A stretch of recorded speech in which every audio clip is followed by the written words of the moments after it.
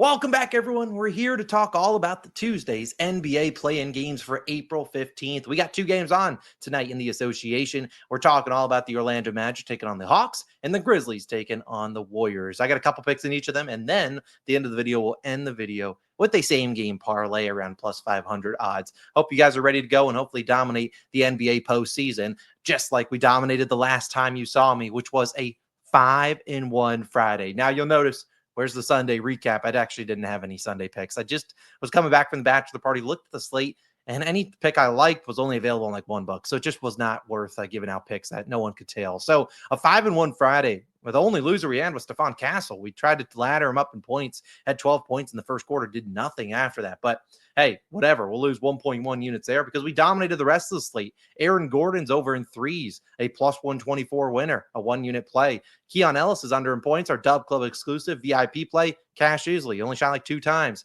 And we had some plus money bangers, man. Ryan Dunn, 15 points and 3+3s, both plus 300-ish odds. Smack those. TJ McConnell's 10 plus points. Smack that as well. A great Friday for us, a great end of the NBA season, a regular season. We're up almost 48 units. Been on a really big heater recently. And you see that under record, 111 and 49. We got some unders to talk about in just one moment. Now, I do have some bad news.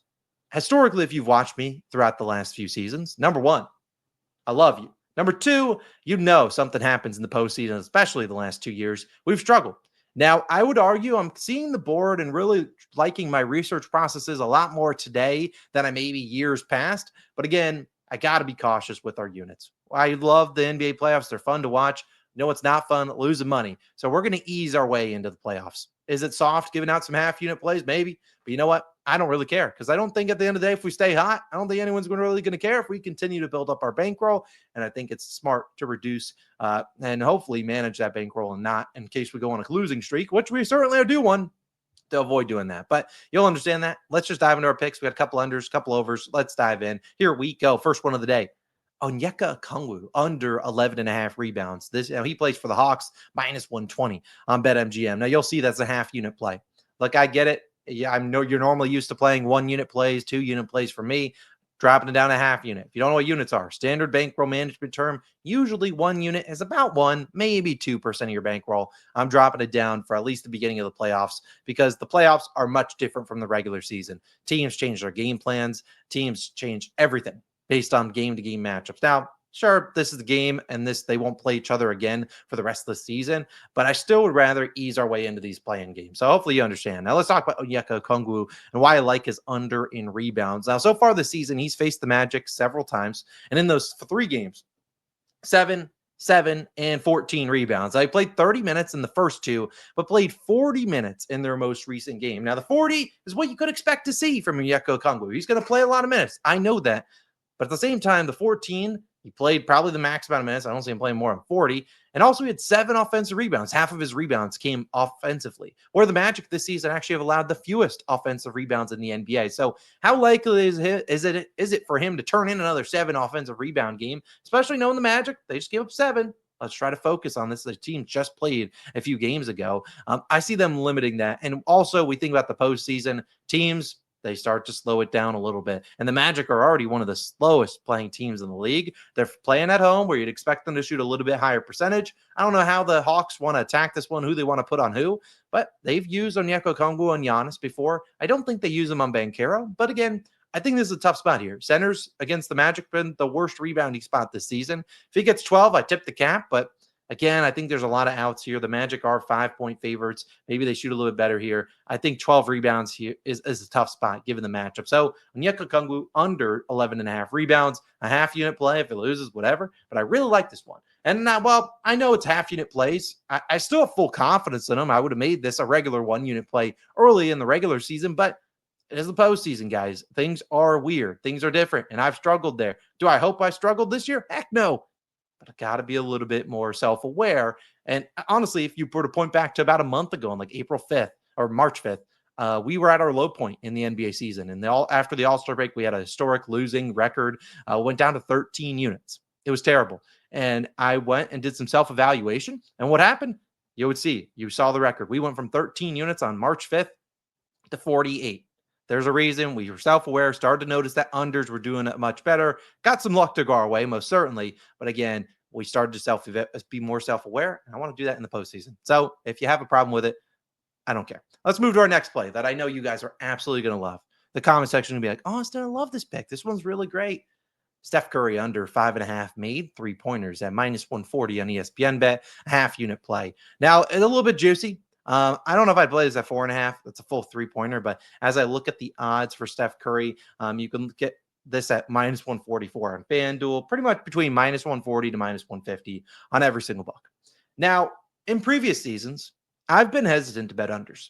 And why is that? Because, well, if I bet an over, let's say for just the sake of an argument, if I took Steph Curry over 5.5 threes tonight, and let's say the game plays out, he makes 3 or 4 and it loses, I'm probably not getting more than 1 or 2 comments saying, hey, bad pick.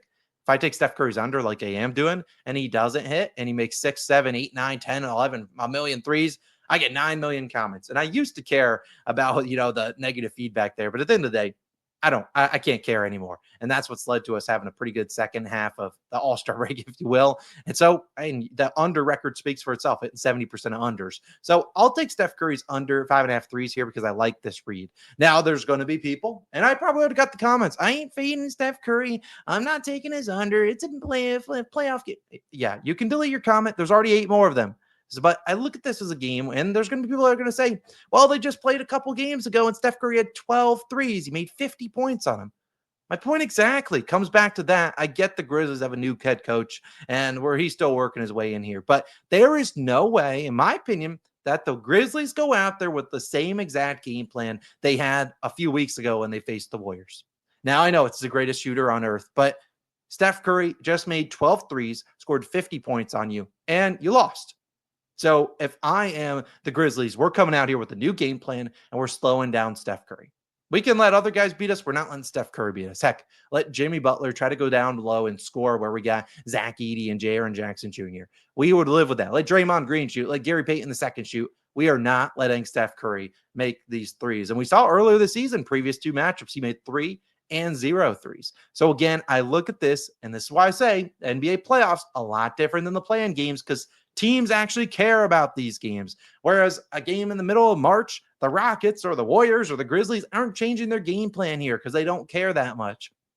Get to the playoff games and a must-win game for the Grizzlies, they're going to change game plans and focus and really be more locked in than they would in a random game in April or this is April, or in a game in February or March. So I look at this as a spot where they're going to double the heck out of Steph Curry. And if they don't, and he makes 6 threes, they'll probably be playing on Thursday, Friday, because they'd be absolutely cooked. So I look at this as a good spot to take his under. You don't have to take it. It doesn't matter to me. It's your money. But a half unit, I'll take it on under threes. It ain't easy to make 6 threes. I'll take a shot on that Steph Curry under 5.5 threes. Might make me look like a genius or an idiot. That's okay. It's a half unit play. I'm not going to stress about it at night. My third play, and I hate to do this to y'all, but it is a Dub Club exclusive play. It's actually on an over in rebounds plus assists. It's in the Grizzlies and Warriors game. It's already been sent out. Still available on every single book at the same number. You can go check that out. It's linked down below in the Dub Club. You get $10 off your first month. That we're going to be giving out some parlays exclusively there and things like that all postseason long. So I encourage you to join. $10 off your first month. That'll carry you to May 14th, which is probably when the conference finals are starting. So again, get on in there. There's a link down below, top of the description. $10 off your first month makes it only $5 a month. Get on in there, get that over in rebounds plus assists. Great way to give back to the community, making you guys some money over the last few weeks. My last play of the day. We have 3 props and then 1 same game parlay. I think it's going to kind of be a normal thing we're going to be doing the rest of the postseason, where we kind of have some half unit plays. Then we come for a little bit of value with like a quarter unit on a same game parlay. And this is going to be today's. I'm actually taking and making use of the DraftKings promo. Right now for DraftKings, they're giving you a 30% or 33% like parlay boost. So I'm taking advantage of it. I'm putting 0.25 units on this puppy. It's 4 legs. It's plus 545. So a quarter unit on it, which I think is the max to bet on it. I think it's $25. It will make us 1.4, 1.2 something units. Again, I really think this is a good, solid play, and I'll talk about each of the legs real quick. About 4 legs, it's plus 410 there. I think it's technically a little bit better on FanDuel if you don't have a parlay boost token, but they do on DraftKings, so I'll take advantage of that. Let's talk about the 4 legs. The first one Draymond Green, 10 plus points. And in there, we'll skip Zach Edey's under, move to Draymond Green, 6 plus assists. As I already talked with Steph Curry's under, we saw them try to trap Steph, and it didn't really work. They didn't really trap him a ton. He made 12 threes. But I would see them trapping him and making Draymond Green become a scorer or facilitator. Live with it. You're going to live with that. And we saw in that last game, Draymond Green had the points. He just couldn't make any threes for us, even though we took his over 2+ threes.